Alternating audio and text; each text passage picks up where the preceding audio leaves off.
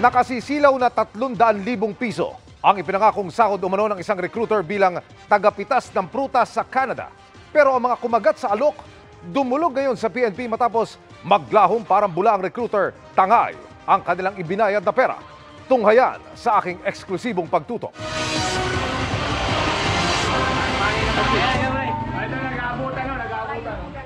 Sa isang parlor na ito sa Antipolo, Rizal, tinipon ng suspect na si Nida Ramos Agawili ang kanyang mga na-recruit para kolektahin ang kanilang mga processing fee. Tuwang-tuwa ang mga na-recruit sa pag-asang lahat sila makakapagtrabaho sa ibang bansa. Pero masaklap pagkatapos daw na sila'y magkabayaran, ang suspect naglaho na. Matapos makapagsumbong sa PNP CIDG, ikinasa ang isang entrapment operation kung saan nadakip si Agawili higit pa sa kasong isinampa sa kanya. Karapatan mo, karapatan mo rin kumuha ng isang tagapagtanggol. Kaya ngayon Galit na mga complainant ang kanyang hinarap. ibabalik ko yung pera nyo. Sisikapin ko yun na kasi pag Madali pong sabihin niya na bibalik yung pera namin. Ang problema sa amin, alam mo mami, yung kahihiyan namin.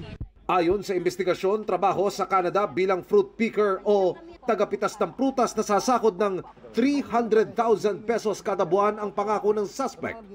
30,000 ang hinihingi sa kanila bago makaalis. Ang naging biktima na pumunta pa lang dito sa office natin, nasa around 60 persons na sila. Pero sabi nito ibang biktima, aabot sila ng mga 100. Yung iba kasi hindi pa nakakapunta at malayo. Karamihan daw sa mga complainant baon sa utang ngayon. Ex-OFW din po ako ng Saudi Arabia. 2017 na nag-stop. Medyo kailangan ng pera na uli, no? So nagbaka sakaling makakakuan din dito. Ang nakakaya po dyan yung sa pamilya ko, sa anak ko, kamag-anak ko, na akala na makakalis ako pero hindi ako nakalis. Bayad ako ng bayad, singil siya ng singil pero hindi naman kami makalis. Sana po ang POEA tulungan po kami sa aming dulog sa inyo na magkaroon ng trabaho. Hindi namin alam kung paano namin babayaran yung pagkakautang namin sa lending. Depensa naman ng suspect na biktima rin siya ng kausap niya na nasa Canada. Ang hinihingi lang nila, mabalik yung pera. Kaya nyo ibalik yung pera? Pwede naman po yung pinang-mending. Babalik, nakakaawa naman ito. Gagawin ko po ng paraan.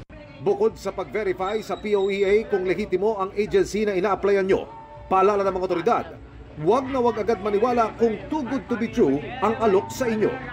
Para sa GMA Integrated News, Emil Sumangil, nakatutok, 24 oras. Mga kapuso, samahan nyo kaming tumutok 24 oras. Bisitahin at mag-subscribe sa GMA Integrated News sa YouTube. Sa mga kapuso abroad, bisitahin ang GMA Pinoy TV at www.gmanews.tv.